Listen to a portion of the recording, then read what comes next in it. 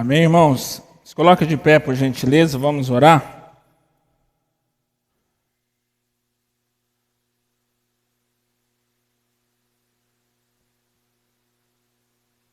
Obrigado, Jesus, por mais essa oportunidade que o Senhor nos dá. Estarmos juntos na Tua casa, Pai, reunidos como igreja para Te bendizer, para Te louvar, Te engrandecer, para expressarmos, Pai, através do ensino e da aprendizagem, como nós somos gratos ao Senhor e como nós reconhecemos a Sua soberania. Obrigado, Pai, porque o Senhor nos deu condição, o Senhor nos deu sabedoria, o Senhor nos deu a dádiva da vida, o ar que respiramos, para que hoje nós estamos aqui, Pai, em um culto racional, onde nós queremos apresentar os nossos corpos como sacrifício vivo e agradável ao Senhor. Nos dá direção, revela no nosso intelecto, Pai, a Tua vontade através da Tua palavra, que é viva e que é eficaz. Que possamos sair daqui edificados, Senhor. Que possamos sair daqui melhorados, aperfeiçoados, para que o Seu nome seja engrandecido e seja glorificado através da nossa vida. Eu te peço, Pai, que o Senhor haja no nosso coração, em todo o nosso centro do nosso intelecto, para que possamos receber, compreender e entender a Tua palavra, Pai, que é simples e que é alimento para a nossa vida, Pai. Obrigado, Jesus, obrigado por tudo que o Senhor está fazendo na nossa vida e por tudo que o Senhor ainda há de fazer. Em nome de Jesus, amém e amém. Pode se assentar, irmãos. Deus abençoe sua vida, sua casa. Obrigado por você estar aqui mais uma vez, mais uma quinta-feira, para aprendermos do Senhor. Algumas pessoas ainda viajando, né? Vamos lembrar de alguns irmãos em oração que não estão bem de saúde, para que o Senhor possa nos dar direção, sabedoria e restaurar a nossa saúde, né, irmãos? Mas louva ao Senhor porque nós estamos aqui. Deus abençoe sua vida por você também estar aqui. Juntos nós crescemos em conhecimento e graça da parte do Senhor, porque Ele é misericordioso. Baixa um pouquinho assim. Não, acho que aí tá bom. Aí, tá filé. Põe ele parado. Hein? Irmãos, abra sua Bíblia em Romanos. Vamos dar continuidade, sequência ao nosso estudo da carta que Paulo escreveu à igreja de Roma. Uma igreja que não foi fundada por ele, nós já bem sabemos, estudamos sobre isso. Mas ele ansiava em ter um tempo com aqueles irmãos para ser edificado e edificar os mesmos e ser enviado à Espanha. Começar ali o seu trabalho missionário à Espanha, porque a Espanha era uma região que ainda não tinha tido contato com o evangelho genuíno de Jesus Cristo. E Paulo labutou o evangelho ali por 15 anos na bacia do Mediterrâneo. E ele estava arrecadando a oferta na Acaia para os irmãos pobres da igreja de Jerusalém. Isso era o projeto principal de Paulo. E Paulo ia até Jerusalém entregar essa oferta e de lá ele ia. O seu propósito inicial era ir a Roma. E a igreja de Roma, passar um tempo com aquela igreja, a igreja de Roma enviar ele à Espanha. Nós sabemos que ele cumpriu quase todo o seu propósito, né? Ele arrecadou a oferta para os pobres de Jerusalém. Ele chegou até Roma, mas não chegou até a Espanha. Talvez não chegou em Roma da forma que ele queria, né? Chegou preso como um cativo, a ponto de ser morto em Roma, decapitado por o imperador. Mas as suas cartas para a edificação da igreja têm surtido efeito até hoje, e até ponto de nós estarmos fazendo uso de uma aqui. E eu acredito que esse evangelho, não pelas mãos de Paulo, mas influenciado por Paulo, chegou à Espanha também e encontrou muitas pessoas naquele lugar. E nós já decorremos aí pelo capítulo 1, né? Já estamos aqui no 21, falamos de bastante coisa aqui. E E hoje nós vamos trabalhar apenas 3 versículos, o 21, o 22 e o 23. Romanos 1, o 21, o 22 e o 23. Paulo, ele tinha ido para Éfeso e estava em Corinto quando ele escreveu essa carta em meados de 46 depois de Cristo. E Paulo, o seu propósito era um propósito muito edificante para nós como igreja, irmãos. Sem nenhum interesse próprio, o Evangelho de Deus, separado, enviado por Deus, apóstolo do Senhor Jesus Cristo, o Evangelho de Jesus, igual ele fala, ele não se envergonhava do Evangelho, um Evangelho que outrora ele estava perseguindo as igrejas, ele não se envergonhava do Evangelho, e ele diz que o Evangelho é o poder de Deus para a salvação de todo aquele que nele crê. E baseado nisso, nós chegamos no versículo 18, irmãos. Eu vou dar uma repassada aqui, porque esse 21, 22 e 23 faz parte do contexto daquilo que nós vamos estudar hoje. Abre lá no 18, André. Aí ele diz assim... Abre no 16. Abre no 16 aí. Ele diz assim, porque eu não me envergonho do Evangelho de Cristo, pois é o poder de Deus para a salvação de todo aquele que crê, primeiro do judeu e também depois do grego. Próximo. Porque nele se descobre a justiça de Deus, de fé em fé, como está escrito, mas o justo viverá pela fé. No Evangelho é evidenciado a justiça de Deus que nos alcançou. Ou seja, Deus continuou sendo justo e nos justificou. Pecadores, separados, inimigos de Deus, Ele continuou sendo justo e nos justificou através do seu Filho morto na cruz para nos alcançar. Aí Paulo faz agora um contraste da justiça de Deus evidenciado pelo Evangelho e a ira de Deus evidenciada do céu para com os homens. Este paralelo que Paulo faz entre a justiça de Deus evidenciado pelo Evangelho e a ira de Deus evidenciado do céu através do homem é muito interessante. Se nós não conseguirmos fazer essa correlação, nós não vamos conseguir entender a diferença de Evangelho e ira. Aí Paulo diz no 18 assim: porque do céu... Nós já estudamos isso semana passada, eu vou dar uma repassada para nós entendermos. Porque do céu manifesta a ira de Deus sobre toda impiedade e injustiça dos homens que detêm a verdade em injustiça. Irmãos, volta no 18. A palavra impiedade aqui, no original, ela é aplicada da forma que o homem não conseguiu ver através da manifestação da natural, que é a natureza, e a manifestação do princípio, quando Deus criou o homem e disse: façais o homem à minha imagem e à minha semelhança. Ali, todo ser humano já foi alcançado pela glória de um Criador. Todo ser humano. Ninguém nasce ateu, ninguém nasce cético, ninguém nasce politeísta, panteísta, ninguém nasce, irmãos, isso se desenvolve depois. Todo mundo que nós reproduzimos, os nossos filhos, os nossos netos, no Japão, na África, na Ásia, em todo lugar, todo mundo foi alcançado pela plenitude de um Criador. E essa impiedade que Paulo fala é justamente isso, o homem desconsiderar tudo isso, que existe um Criador.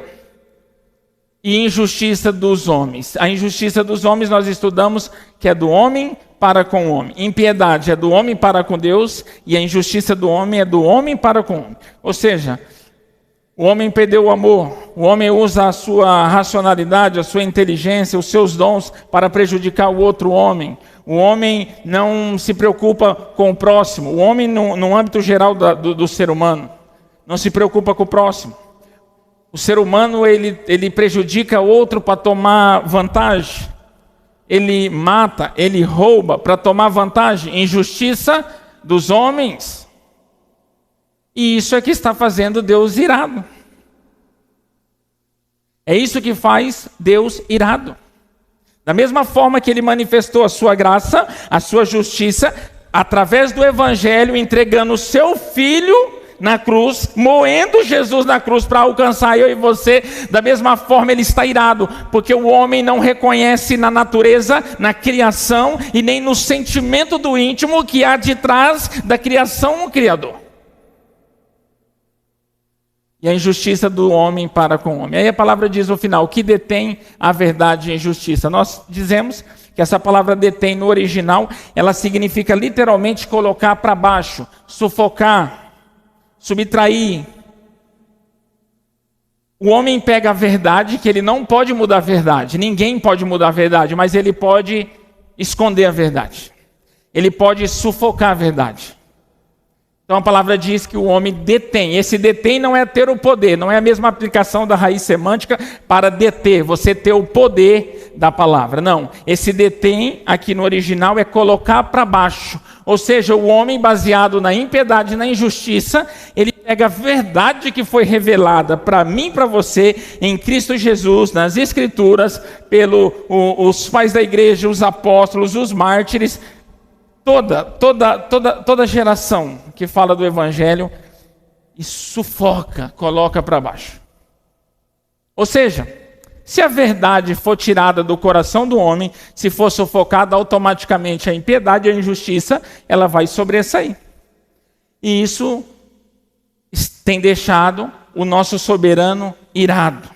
E a palavra diz, ai daquele que cai na mão de um Deus irado. Próximo. Aí agora nós vamos entrar no 21. 21, o 22 e o 23.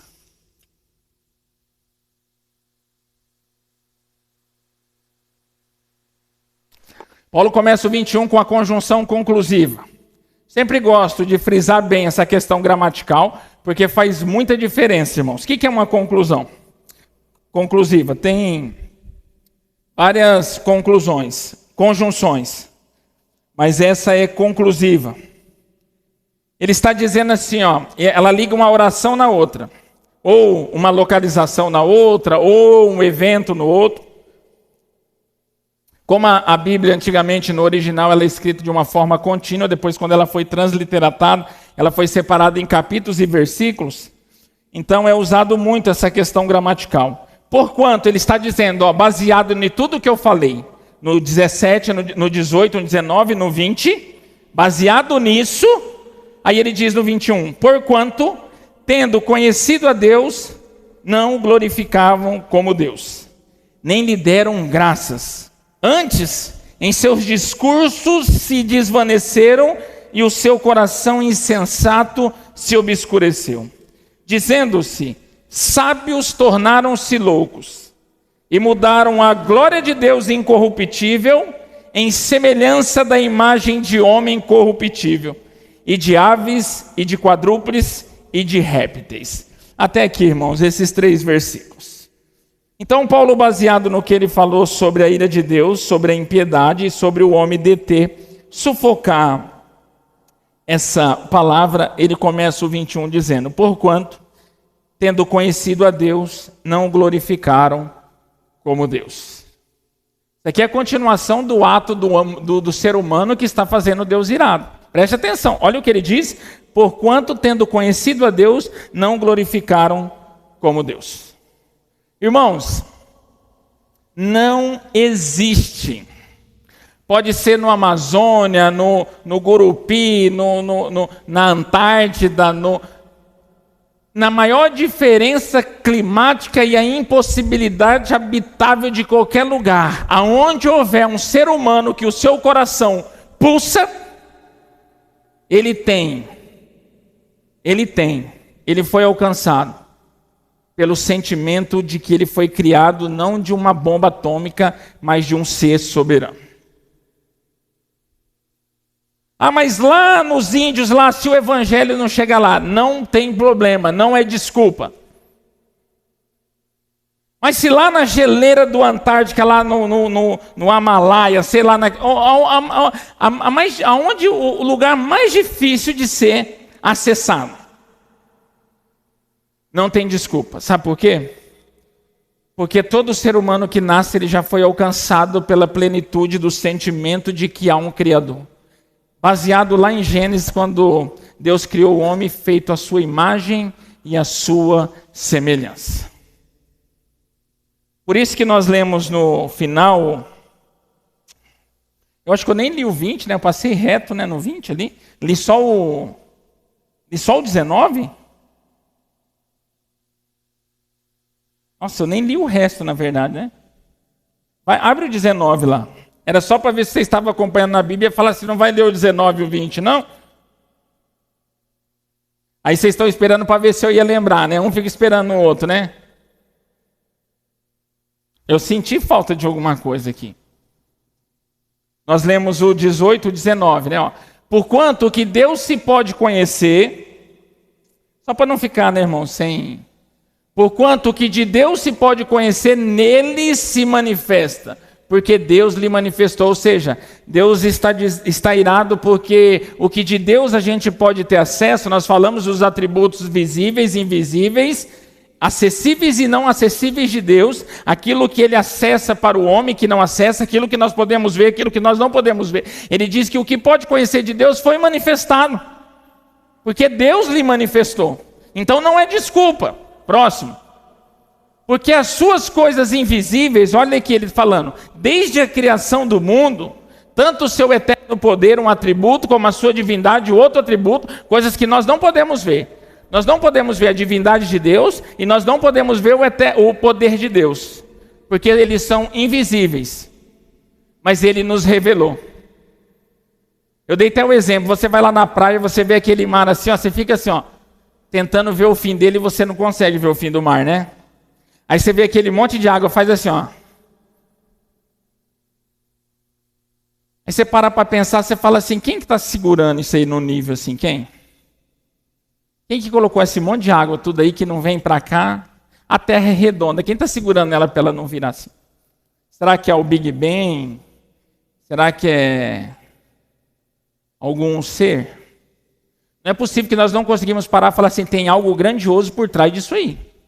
Tem algo poderoso por trás disso aí. Quando nós vemos o poder de Deus se manifestar no ser humano através da ciência, através da tecnologia, um avião lá em cima, aquele mundaréu voando, um médico numa mesa de cirurgia tirando um coração sem a pessoa parar e colocando outro coração, não é desculpa para o homem. O poder de Deus está sendo manifestado, aquilo que era invisível. Da mesma forma que ele falou lá no Éden, assim, ó, que haja luz, houve luz, que haja o vento, que haja o firmamento, que haja os estrelares, que haja tudo, os animais, e houve animais, e ele tirou o homem do pó da terra, a sua mulher da sua costela, e deu fôlego de vida, tornou seres viventes. Este mesmo poder está revelado para mim e para você, porque foi revelado o poder de Deus e a sua divindade.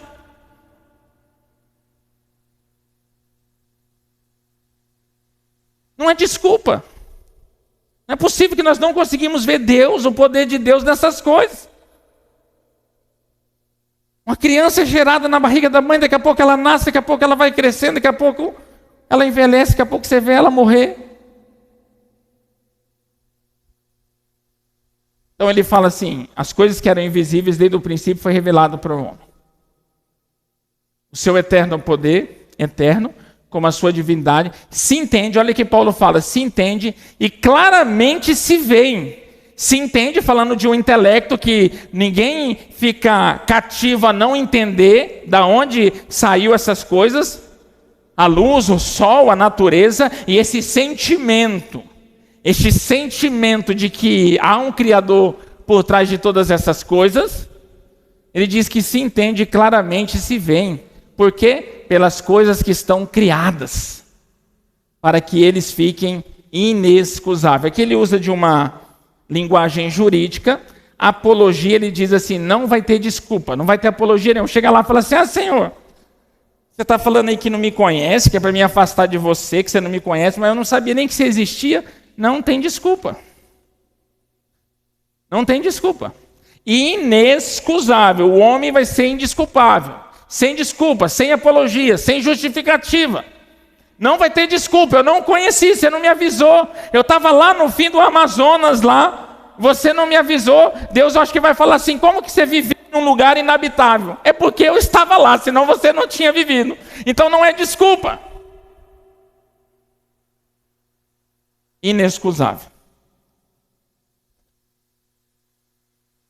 Aí nós vamos para o 21. Porquanto, tendo conhecido a Deus, não glorificaram como Deus. Ou seja, todos nós, irmãos,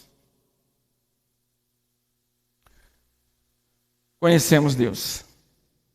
Receber o Espírito de Deus, se tornar filho de Deus, e muitas outras coisas assim, são coisas distintas de conhecer Deus. O mais potente dos ateus conheceu Deus. E ele diz assim: porquanto tendo conhecido a Deus, não glorificaram como Deus. Ou seja, não lhe deram a devida obra de um Criador. Se entregaram à injustiça, se entregaram à incredulidade.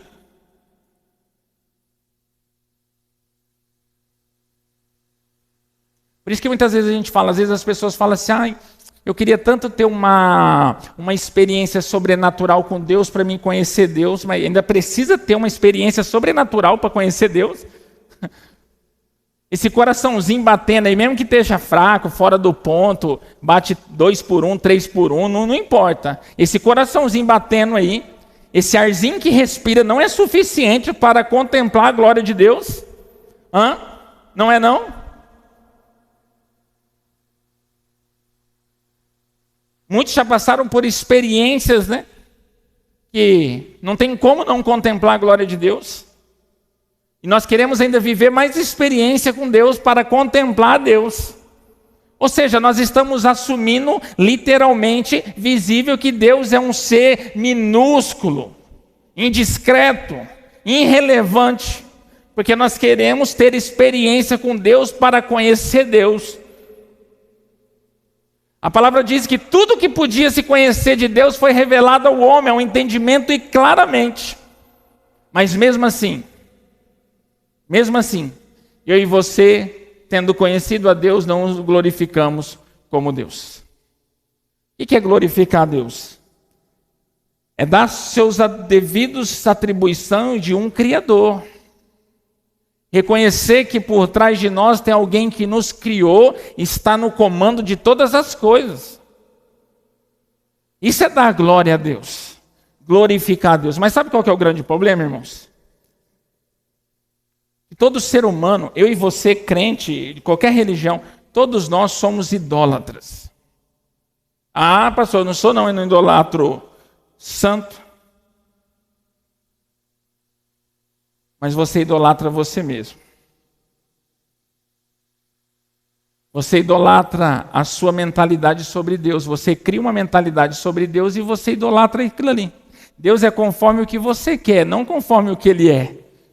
Todos nós somos idólatras. Por isso que Deus, Ele se ira. Idolatria é facção contra Deus, porque nós não reconhecemos a devida proporção de um Deus grandioso. Todos nós temos nem que for 1% de ateísmo dentro de nós. Muitas das vezes nós desacreditamos de Deus. Um Deus que criou todas as coisas, se manifestou em coisas grandiosas. Às vezes nós falamos assim: meu Deus, será que Deus existe mesmo? Essa minha unha não desinflama? É uma coisa insignificante, mas você quer que Deus prova que Ele existe fazendo a sua vontade. Somos ateus.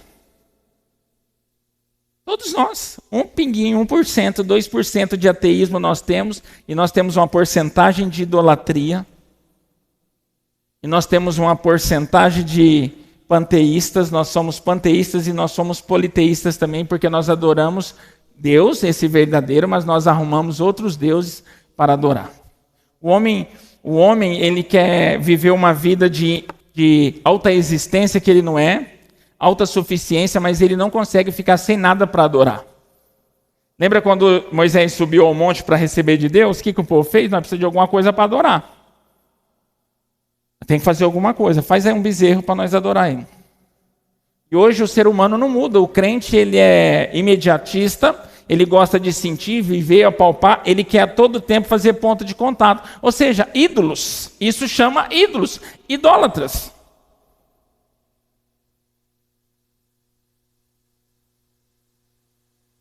Tendo conhecido a Deus, não o glorificaram como Deus. Quando nós dividimos, irmãos,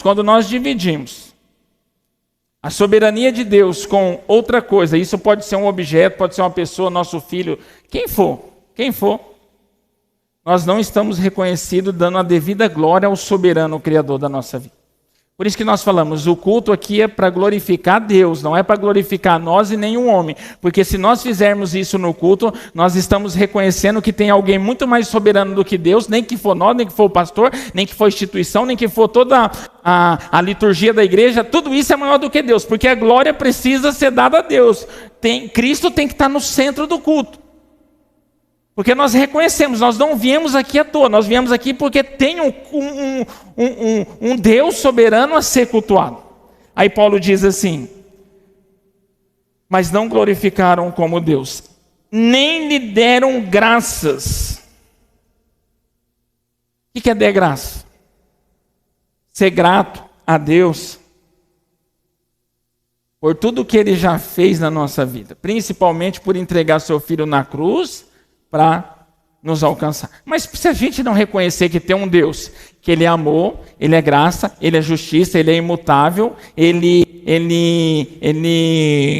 tem um caráter monergista, Ele não precisa de mim, de você, para achar o que é bom, o que é ruim, que Ele é autoexistente, Ele está acima do espaço, acima do tempo, acima das estações, acima do horário, acima do nosso calendário, que Ele é soberano. Se nós não reconhecermos isso, principalmente que Deus se ira, e nós temos exemplo de Deus irado, irmãos. As pessoas passam por cima, eu falei no culto aquele dia, começou desde lá de cima com um anjo de luz, quando quis ser maior do que Deus, Deus falou, vaza daqui, jogou ele de lá, se irou.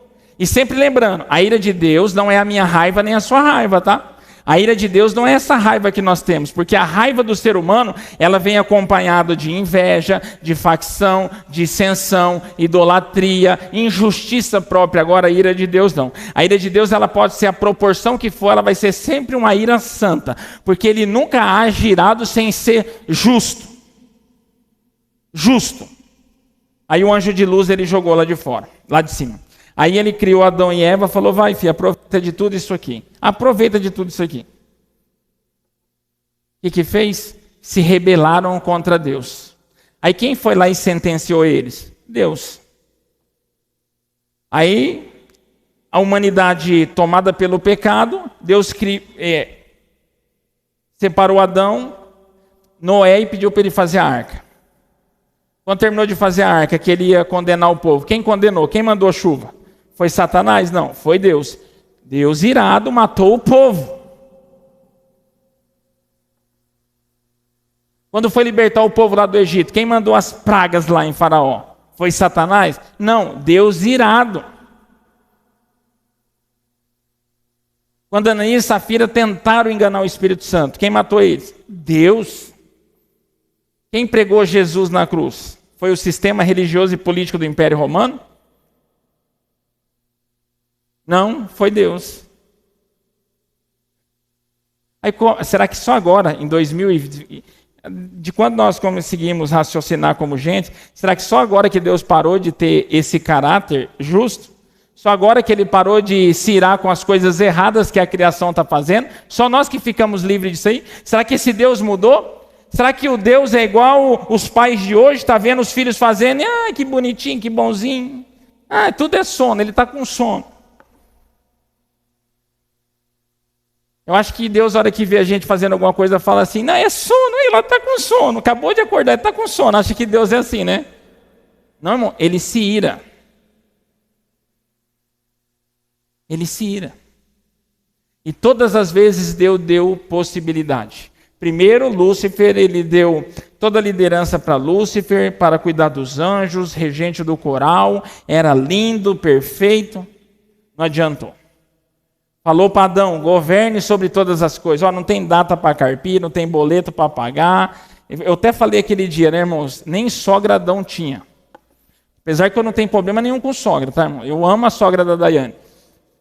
Mas ele não tinha nem sogra, ele não tinha mãe, vai ter sogra. Olha a vida desse homem, irmãos. Não tinha um boleto, não se preocupava se o carro da Copel ia vir, luz...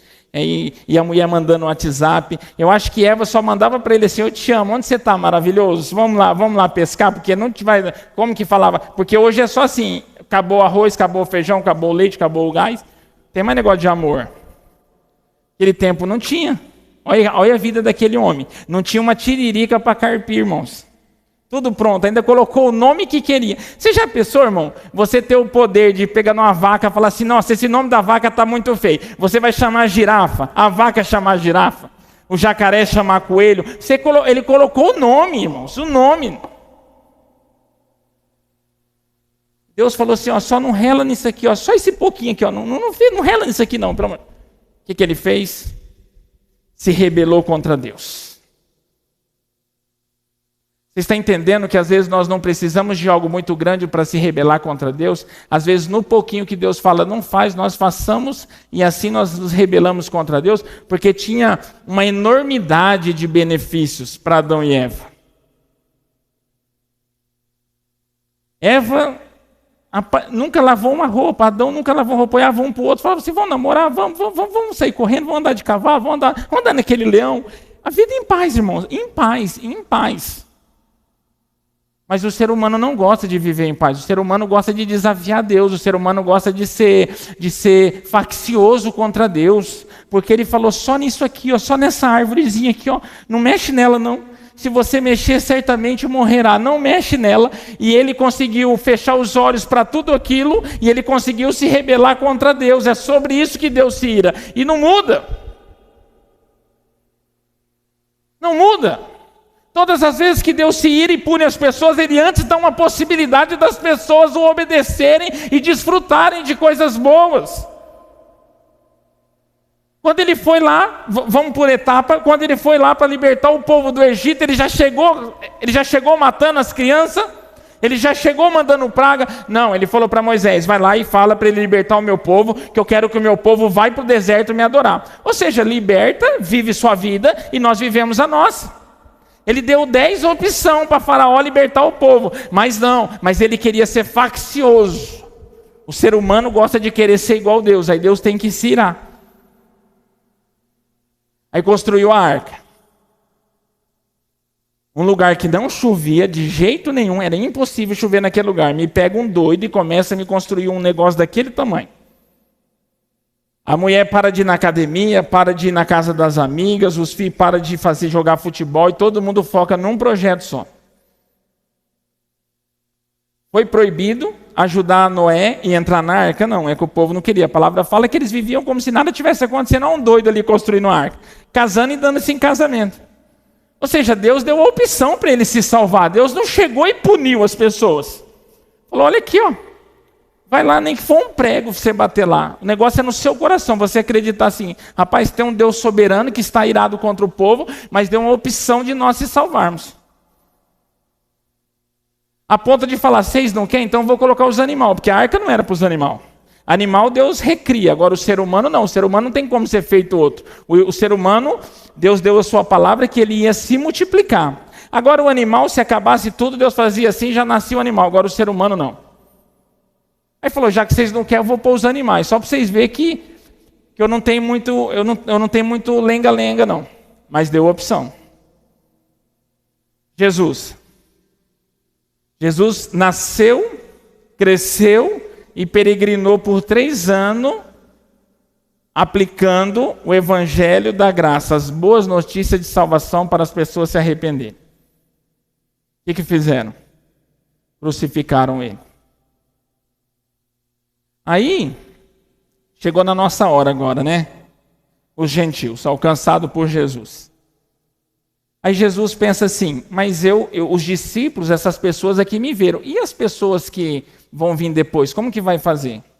Aí ele falou: fica tranquilo que eu não vos deixarei órfão. Eu rogarei ao Pai e eles vos dará outro Consolador, o Espírito da verdade. Um espírito que o mundo não pode vos dar. Aí o que nós fazemos? Nós vivemos como que se esse espírito não existisse. Se rebelando contra Deus, casando-se e dando-se em casamento.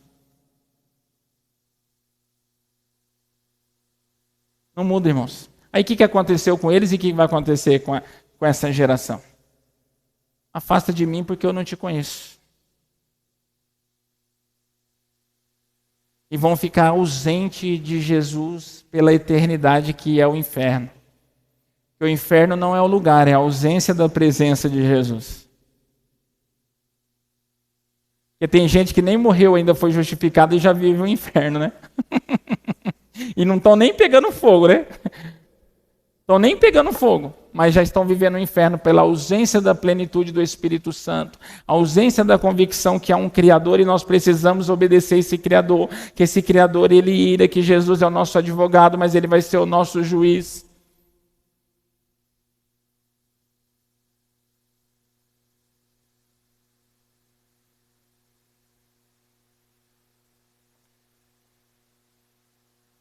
Aí a palavra diz: em seus discursos se desvaneceram e o seu coração insensato se obscureceu. Olha aqui, irmãos, nos seus discursos. Essa palavra desvaneceram, no original ela significa inútil, nos seus discursos inúteis. O que é os discursos inúteis?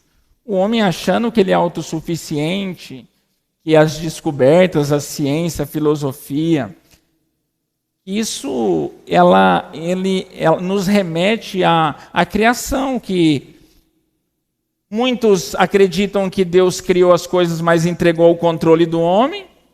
Muitos acreditam que Deus não criou, né? Igual eu falei aquele dia, os materialistas, humanistas, naturalistas, que acham que a matéria ela vai se reproduzindo. Não foi Deus que criou as coisas. Aconteceu um choque de planetas e a matéria ela está se reproduzindo cada vez mais. Até falei da questão da religião panteísta, que acha que tudo é Deus, Deus é tudo, tudo é Deus. Por isso que eles adoram cadeira, cavalo, boi, crocodilo. Eles acham o Deus Sol, Apolo, Afrodite, Deus do amor, porque acha que Deus ele constitui na matéria. Você vê uma cadeira dessa, é Deus, começa a adorar. Que a matéria tem autossuficiência, e não é assim. Aí a palavra diz assim, que os seus discursos eram inúteis, se desvaneceram, e seu coração insensato se obscureceu. Esse discurso inútil, irmãos, é a justificação, querer encontrar resposta, que até hoje não encontrou, resposta para este ato soberano do Criador, que eles querem encontrar uma resposta que a ciência explica tudo, que Deus não existe, que Deus não criou todas as coisas. É um discurso inútil, porque passa tempo e não resolvem. A teoria como que é o nome daquele, de Darwin, de Marx, a teoria aquela uma mais famosa, teoria esqueci o nome daquele doido lá, Darwin, né? Que já está para a 4ª resolução de mudança. Essas teorias, a filosofia, uma visão platonista, uma visão aristotélica, o empirismo, o idealismo, o iluminismo, isso vai indo. E eles tentam encontrar a resposta para tudo na matéria. E Paulo está falando aqui de um racionalismo, não é nem de uma racionalidade. E às vezes, irmãos, nós achamos que há incompatibilidade entre a razão e a fé, e não há. Não há essa incompatibilidade entre a razão e a fé. Há incompatibilidade entre o racionalismo, que é oriundo do iluminismo, com a fé. Aí sim, o que é o racionalismo? Com todas as teorias, os pressupostos, tudo que você chega a uma conclusão é fora de Deus, fora da fé, é tudo baseado no homem, na ciência. Isso não é racionalidade, isso é racionalismo. E não há incompatibilidade para a razão e para a fé. O homem precisa da razão para ter fé, o homem precisa da razão para ter uma espiritualidade sadia. Mas o problema do homem é que o homem começou a pensar, começou a estudar, começou a pesquisar, começou a chegar a teorias, esquecendo Deus, ou seja, não reconhecendo Ele como um Criador, não reconhecendo Ele como um soberano, ou seja, os próprios pensamentos. E isso acontece na igreja hoje. Hoje as pessoas elas lidam com a igreja achando que não tem uma base para ser seguida. Que por trás de qualquer instituição, de qualquer pastor, de qualquer espiritualidade, tem uma história da igreja a ser seguida. E o homem começa a aplicar a igreja baseado nos seus próprios pressupostos, no que ele acha, no que ele pensa, no que ele quer, no que ele deseja. Isso é não reconhecer a glória de Deus em seus discursos inúteis, e o seu coração insensato se obscureceu. Por que Paulo usa essa palavra obscureceu? Fazendo uma menção de João 8,12, que ele é a luz. Porque todo ser humano, irmãos, para mim e para você, não precisa ser estudioso. Todo ser humano que acha que você tem luz própria, você vive na escuridão. Nós não temos uma luz dentro de nós, uma luz própria. Nós precisamos da luz que veio ao mundo. Por isso que a palavra fala que o coração deles se obscureceram. Por quê? Porque tudo que eles pensou baseado neles, no ser humano, na matéria. E não em Deus, ou seja, eles se tornaram escuros, o seu coração endureceu. A palavra diz lá, ele diz assim, e a luz veio ao mundo, mas os homens preferiram as trevas porque o coração deles eram maus. Vocês estão entendendo? Todos nós, que achamos que nós não precisamos da luz de Cristo para viver, nós vivemos na escuridão. Nós não temos luz própria, irmãos. Nós não temos luz própria, nós não chegamos a lugar nenhum com a nossa própria força, com a nossa própria inteligência, com a nossa autossuficiência, nós não chegamos em lugar nenhum. Nós precisamos da luz que veio ao mundo, de Jesus. Primeiro passo, quando nós não precisamos de Deus, o nosso coração endurece, o nosso discurso é inútil e nós achamos que tudo que nós pensamos, o povo fala, a história fala que Deus fez assim, assim, assado, mas nós temos a nossa... Por isso que hoje tem tanta ideologia. A ideologia é fruto da filosofia, que é amar o pensamento. Filosofia, dois radical grego, filo e sofia, amar o pensamento. A filosofia é amar o que você pensa, não amar o que é verdadeiro. Então, às vezes, você pode ter uma filosofia que não é verdadeira. A ideologia, ela sai fragmentada da filosofia.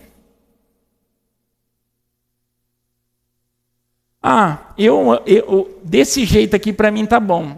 É a sua ideologia, você ama esse pensamento. E você passa por cima da criação de princípios, de preceitos. O coração... Abre João 12 aí, André. João 8,12.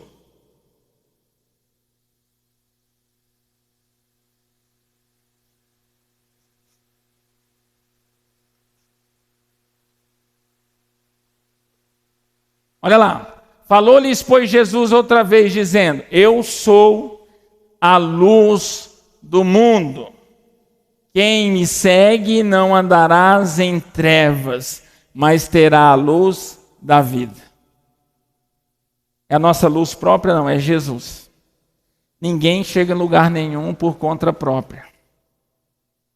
Ninguém. Por isso que ele fala, eu sou o caminho, a verdade e a vida. Se não for por mim, ninguém chegará ao Pai. E aqui Paulo está falando, o homem, com seus discursos inúteis, o seu coração se obscureceu. Ou seja, a palavra de Deus, o Criador, não é base para nada. Agora o que está à tona é a criação, não é o Criador. A criação é do mesmo nível do Criador. E não funciona assim, irmãos. Não funciona assim. Até os maiores filósofos, quando você vai para a Grécia é o ponto central da filosofia da humanidade. Até hoje, se você for estudar filosofia da antiguidade, os gregos, a mitologia grega, a Grécia é o polo central. Em Atenas, Alexandria, Atenas era o lugar onde os maiores filósofos discursaram naquele lugar. E Paulo diz que quando ele estava em Atenas, cada esquina tinha uma imagem de ídolo. Até um Deus desconhecido, Paulo diz. Ou seja, pensa, ó para você ver como há uma incoerência em só pensar. Mesmo eles com as suas filosofias, eles precisam de um Deus para eles adorar. Se você tem a sua própria filosofia, você acha que o mundo veio do nada, para que você precisa de um Deus? Porque todo homem é religioso e é idólatra. A única diferença é que eles começam a criar vários deuses. E não acredita no politeísmo, nenhum Deus só, não em vários deuses. Baseado da sua mente. Aí no 22 diz assim: dizendo sábio, tornaram-se loucos. Ou seja, cada vez que passa, até por conta da tecnologia, o homem se acha mais inteligente. E cada vez que passa, ele está mais louco. Às vezes você pega uma pessoa que ela tem PhD, PH, PXY, 5D, tudo como é nomenclatura de pós-graduação, de mestrado. A parede dela está cheia de diploma. Uma vida vazia e escura. Família destruída, sem rumo, sem uma perspectiva de vida. Porque a palavra fala, quanto mais eles se acharam sábios, mais eles se tornaram loucos, porque não tem sabedoria que não é oriunda de Deus, não tem sabedoria solo. Nós não conseguimos, irmãos, nós não podemos. Qualquer coisa que nós achamos que nós façamos por conta própria, nós estamos sendo loucos. Loucos. Loucos.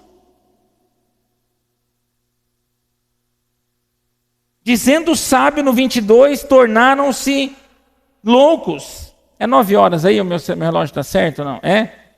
Tá. Eu fico com medo às vezes do relógio está errado. Tornaram-se loucos.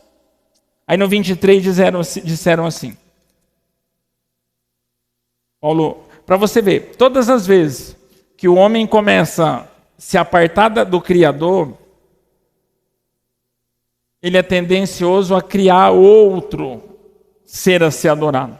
É daí que surge a idolatria.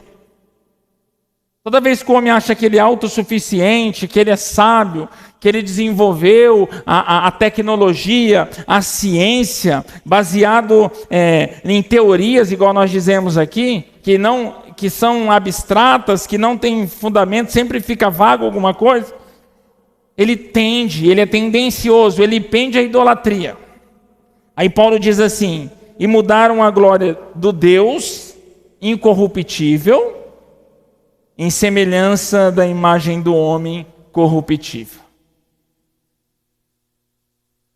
Ou seja, um Deus que ele é imutável, incorruptível, ele não se corrompe, ele não tem variação. Ele é justo, ele é amoroso, ele é amoroso. Se ele promete, ele cumpre. Eles tornaram a imagem, mudaram a glória. A glória é esse Deus que precisava dar, que é incorruptível, em semelhança da imagem de homem corruptível. Aí ele diz,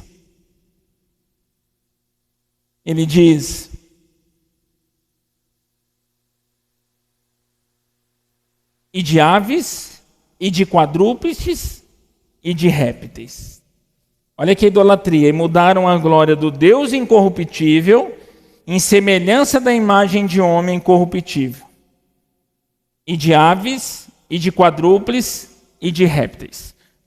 Nós sabemos que Paulo está usando uma linguagem por causa da mitologia grega que era cheia de deuses animais, né?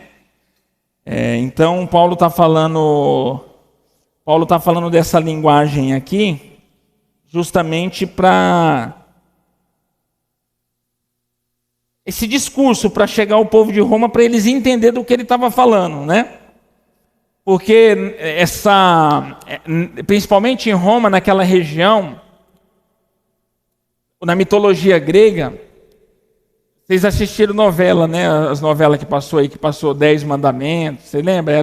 Era o Deus Sol, o crocodilo do Nilo, era o boi ápis, um outro pássaro lá, tudo eles transformaram em um Deus a ser adorado. E quando Paulo fala semelhança de homem, ele pode estar falando de César, de Faraó, que eles tornaram um homem à semelhança de um Deus, mas é corruptível, ele se corrompe, ele se degrada, ele morre, o corpo dele desfalece. Eles deixaram de conhecer um Deus que já mostrou a sua soberania na criação, na natureza e no íntimo do homem, para adorar animais, irmãos.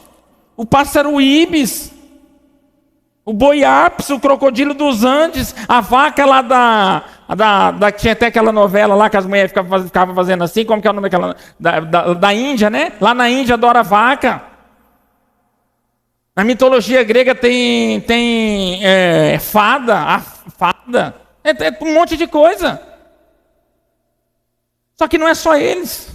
Eu e você também tem um ídolo. Nós criamos um ídolo, sabe por quê? Porque nós somos envolvidos pelo sistema mundano e muitas das vezes nós não conseguimos ficar com Deus, que por mais que é invisível, já se revelou na natureza e nosso íntimo, o seu poder e a sua divindade, e nós criamos ídolos. Os nossos filhos são os nossos ídolos, o nosso esposo, a nossa esposa, o nosso dinheiro, o nosso sonho, a nossa férias, a nossa viagem. Muitos fazem da igreja o ídolo, o pastor o ídolo, o louvor o ídolo, o microfone o ídolo. Nós somos idólatras. Nós trocamos o Deus incorruptível por semelhança de homem, corruptível para adorar. Tem gente que confia mais no pastor do que em Deus. Se a Bíblia fala assim, irmã, não faça isso aqui, irmão. E o pastor fala, não, mas isso aqui, depende do ponto de vista, ela faz o que o pastor está falando. Porque o ser humano gosta.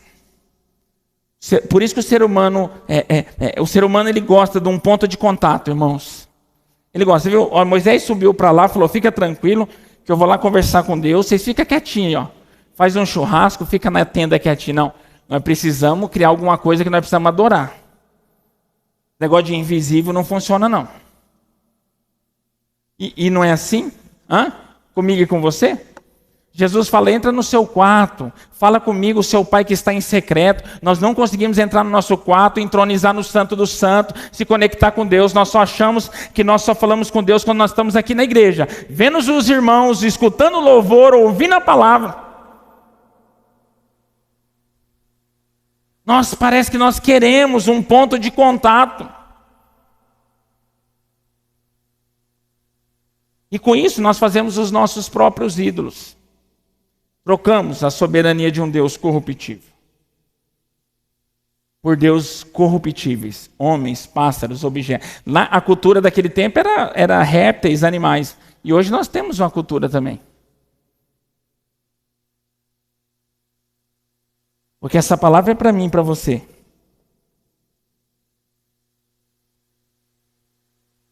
Por isso que Deus está irado. E não está irado só com a igreja de Roma, está irado comigo e com você também.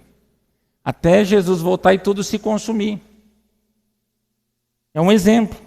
Cada um para a sua aplicação. Cada um para o seu dia. Porque o que podia conhecer de Deus, Ele nos revelou. Então nós não temos desculpa. E muitas das vezes nós dizendo sábios, nos tornamos loucos. Às vezes nós nos apegamos mais. Eu estava falando com o irmão hoje. Como que as pessoas... Vou dar um exemplo didático. Antigo Testamento e Novo Testamento. Novo Testamento não. Da crucificação de Jesus, a ressurreição para frente. Promessa e cumprimento da promessa. Como que as pessoas gostam de viver tanta promessa, sendo que já foi cumprida a promessa? Antigo Testamento era uma promessa, era uma direção. É quando Jesus Cristo morreu na cruz, ressuscitou, está à destra do Pai, a promessa se cumpriu. Aí eu até falei para o irmão, já pensou se eu chego para você e para qualquer um e falo assim, ó, daqui uma semana você vai ganhar um carro novo. Essa é a promessa. Aí daqui uma semana você ganha um carro novo. Aí o carro fica parado lá, estragando, e você fica, não, você não vai usar o carro? Não, eu recebi uma promessa que eu ia ganhar um carro novo. Não, mas o carro já é o cumprimento da promessa. Por que você não vai usar o carro? Você está entendendo como que é, irmãos? As pessoas ficam vivendo a promessa, sendo que a promessa já se cumpriu. Jesus Cristo na cruz. Elas se acham sábias, mas elas se tornam loucas, tolas.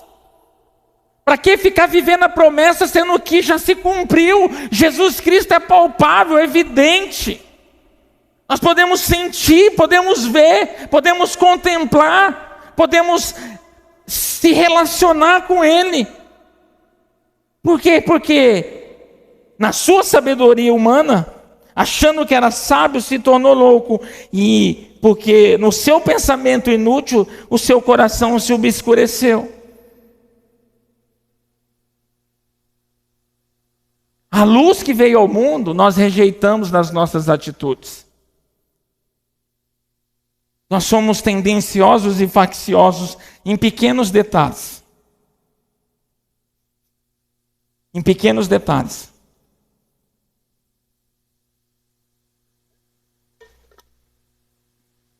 E se tem uma coisa que Deus detesta, irmãos, é rebeldia contra Ele. O que é rebeldia? Rebeldia é quando você sabe e faz. Você sabe que tem um Deus criador que é justo, mas que é juiz. Que é graça, mas que pune. Mas ele é invisível. Ele é invisível, mas ele demonstrou o seu poder e a sua divindade no nosso coração e em coisa. Beleza. Você sabe que ele é seu dono. Aí você sabe que ele mandou o seu filho para nos alcançar e nós somos servos de Jesus Cristo, escravos de Jesus Cristo. Assim como Paulo começa a carta, fala, eu sou o servo de Jesus Cristo. Eu expliquei para vocês, servo literalmente no grego é escravo. E escravo não tem direito de nada, ele não manda na sua vida, não fala o que vai comer, o que vai beber, se vai viver amanhã, não. A sua vida é dependente do seu dono. E se nós somos escravos de Jesus Cristo, nós não mandamos na nossa vida. A ponto de Paulo falar, não é eu que vivo, mas é Cristo que vive em mim. Então se nós somos escravos de Jesus, é Ele que determina a nossa vida. É Ele que determina a nossa vida. E nós falamos que fazemos parte de um corpo, que nós recebemos a plenitude do Espírito Santo. Mas nós não fazemos a totalidade da vontade de Deus, nós servimos a Deus em uma parcialidade. Isso ira Deus, porque isso é rebeldia contra Deus. Ele fala, eu te criei, eu mandei meu filho para te alcançar, você era meu inimigo e hoje me tornou amigo, e hoje você pode clamar, Abba Pai, que eu sou seu Pai, através de Cristo Jesus. Eu deixei o meu espírito, imagina o espírito de um criador, de um soberano, o próprio Espírito de Deus, o que estava em Jesus, o que estava em Deus, Ele disponibilizou para estar dentro de mim e de você. Mas isso não é suficiente. Nós vivemos casando-se e dando-se em casamento. Nós vivemos segundo a nossa vontade. Se você achar que igreja é assim, você vive aquilo. Se você achar que culto é assim, você vive aquilo. Se você achar que orar é aquilo, você vive aquilo. Se você achar que ser esposa é do seu jeito, ser esposa é do seu jeito, ser filho, você vive segundo a sua vontade. Ou seja, parece que nós nos autocriamos. Nós não temos um criador, nós somos autossuficientes e autoexistentes. Nós nos criamos. Nós nos criamos. Aí às vezes você fala, não, mas olha o século 21, está todo mundo assim.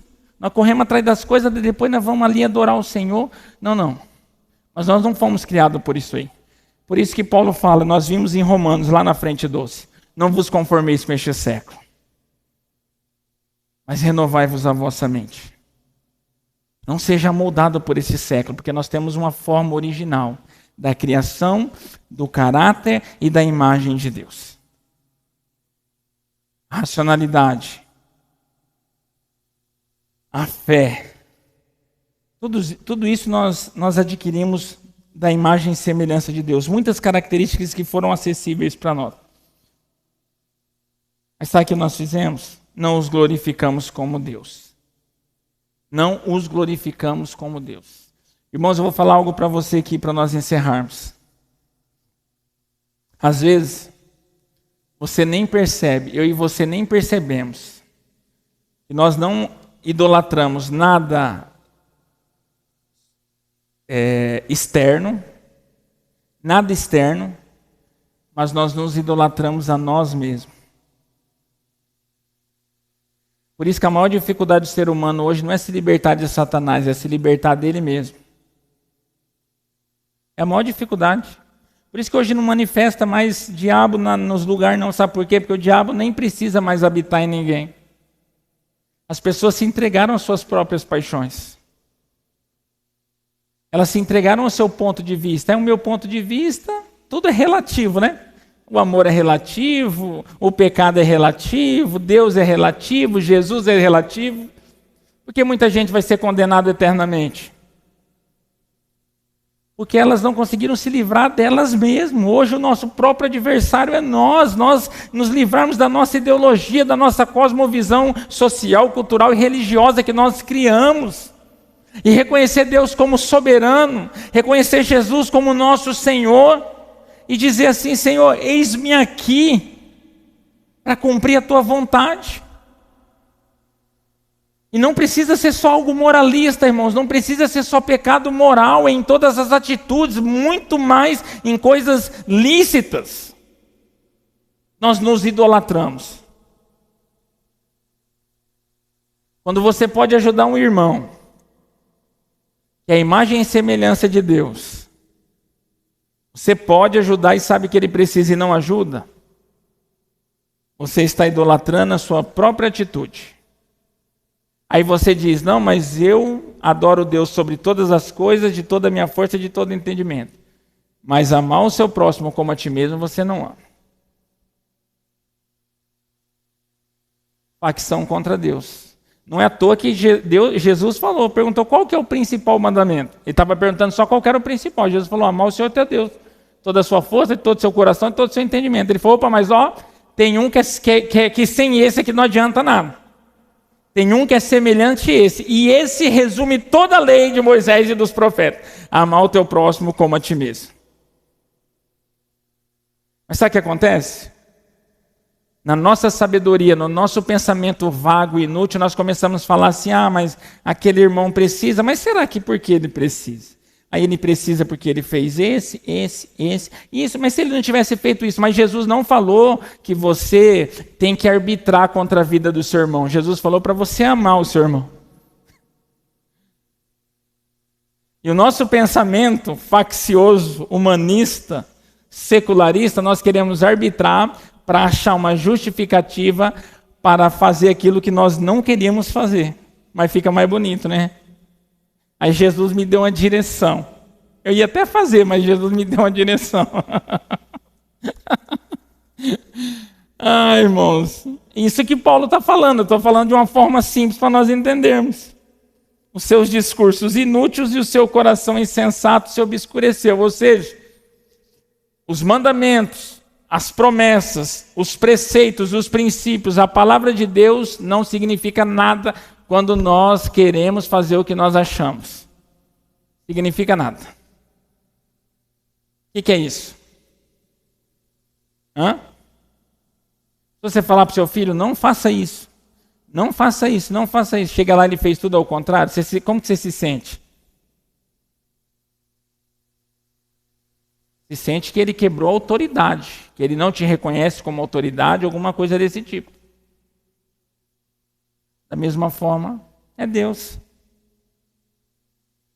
Nós não podemos viver baseado no que nós achamos ou que pensamos, porque a palavra diz: o coração do homem é enganoso. E do coração do homem que procede o suicídio, ou que procede o homicídio, a mentira, a facção. As pessoas hoje acreditam muito mais no seu próprio coração, o centro do intelecto, tanto pensar, o sentir, o agir, do que a própria revelação de Deus. Ela fala: Deus não falou comigo ainda, mas precisa falar? Estou esperando Deus falar, mas precisa falar mais ainda? Você vai acreditar no seu coração? Se a resposta está na Bíblia, por que você vai acreditar em algo que é enganoso?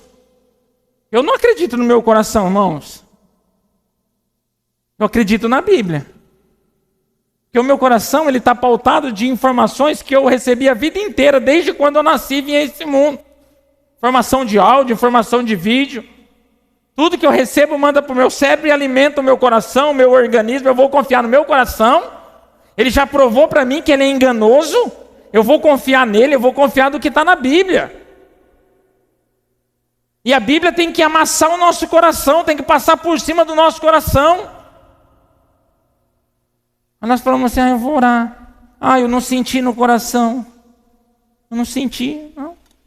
Aquelas pessoas que foram, a hora que começou a chover, elas também não sentiram. Tinha muita gente que estava orando, sabia, irmãos? Gente, você imagina? O coitado do Noé e sua mulher lá toma martelo, betume, viga para lá, viga para cá, e os crentes passam lá e ele fala assim, irmão, você vai ajudar nós aqui na igreja? Não, irmão, não senti no coração não, eu estou orando. Não chove, estou orando. Até o dia que começou a chover. Elas estavam esperando Deus falar no coração delas. Elas estavam orando.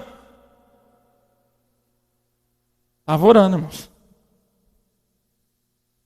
O coração é enganoso. A melhor oração e a mais eficaz é fazer, Senhor, que seja feita a sua vontade, não é minha, é a oração mais eficaz que tem. Que o seu reino venha, governe sobre minha vida, que a sua vontade seja feita e não a minha, que eu perdoe os meus devedores assim como eles me perdoam, que o Senhor seja o meu pão diário, que Jesus seja o meu pão diário. A necessidade minha diária não é nas coisas, não é no arroz e no feijão, a minha necessidade diária é em Jesus Cristo. Por isso que fala, Pai, nosso que está, dá o nosso pão nosso de cada dia. Jesus Cristo é o pão vivo que desceu do céu, é o que nós precisamos, porque o coração é enganoso. Hoje muita gente quer viver segundo a vontade do seu coração, e nós acabamos se dando mal, irmãos, porque o nosso coração enganoso é o meu, o seu, o das nossas crianças que já está crescendo, que já está sendo formado, toda essa questão intelectual, todo o coração que eu falo é o centro do intelecto, a junção do agir, do pensar e do sentir, não é esse órgão aqui não, essa bomba que bombeia o sangue, não é isso, é todo o centro do nosso intelecto, é enganoso. Por isso que a palavra diz, de tudo que se deve guardar, guarde o seu coração. Aprendi a guardar sua palavra no meu coração para não pecar contra ti. Se coloque de pé, por gentileza, irmãos. Vamos orar. Agradecer ao Senhor. E a semana que vem, irmãos, nós vamos continuar. Fruto de tudo isso, aonde o ser humano chegou? Toda iniquidade, toda rebelião contra Deus, toda injustiça, fizeram deuses corruptíveis e abominaram o corruptível. Não deram graça. Sabe aonde parou isso aqui? Na imoralidade sexual. Nós vamos ver a semana que vem. A palavra diz o 24, só para nós deixarmos um cheirinho de quero mais. Pelo que também Deus os entregou às concupiscências do seu coração. Ou seja, as pessoas querem tanto que chega uma hora que Deus fala, você quer? Então faz. Olha, pode deixar, André. Pode deixar que eu vou dar só mais só um cheirinho. Eu já mandei vocês ficar de pé, senão depois o WhatsApp lá em casa, logo, pastor, você mandou ficar de pé, fiquei 2 horas de pé. Foi que bom que tem perna, não está de cadeira de roda, né? Nós enchemos a igreja de gente de cadeira de roda e falasse, a hora que eu falar de ficar de pé, você quer ficar? Todo mundo queria. E nós tem perna, não quer, né? Direto, sabiam? Vocês não sabem o que eu passo, tá? Irmão falando, de novo, pastor, está mandando ficar de pé e ficou meia hora? Perna, irmão, tem perna. Olha que beleza. Fala, Senhor, obrigado pela perna que está em pé. Olha lá, ó, pelo que também Deus os entregou a concupiscência. Do que entregou? A concupiscência do seu coração. A imundícia para desonrarem o seu corpo entre si, homem com homem, mulher com mulher, e assim. Acha que é de hoje, né? Não. É a origem. É a origem. Quanto mais o homem se fica longe de Deus, mais ele se rebela contra Deus, mais ele quebra princípios. E assim nós vamos entrar, vamos deixar para a semana que vem. Vamos orar? Obrigado, Senhor, por mais esse dia, por mais essa oportunidade que o Senhor tem nos dado, de aprendermos do Senhor, sairmos daqui edificados, Pai. Nos ajude, nos dê força para que possamos viver reconhecendo e obedecendo o Senhor como soberano da nossa vida. Obrigado, Pai, pela capacidade que o Senhor tem dado para a tua igreja. Leva eles debaixo da tua proteção, dê um resto de semana abençoado. Domingo nós estaremos aqui reunidos, clamando ao Senhor, cultuando um Deus que já se revelou nos nossos corações, com o teu Espírito, com a natureza. E nós não temos por que não adorar esse Deus maravilhoso e incorruptível, Pai. Obrigado, Jesus, obrigado. Obrigado pela vida de cada um que está aqui, os que estão viajando, os que estão doentes, que o Senhor restaure a sua saúde, que o Senhor proteja a viagem daqueles que não estão aqui. Nos livra de todo mal, Pai. Nos dê sabedoria e discernimento, que possamos ser responsáveis pelos nossos atos também. Fica conosco, nós te adoramos para todos sempre. Amém e amém. Amém, irmãos? Estamos encerrados. Deus abençoe sua vida. Até domingo, em nome de Jesus.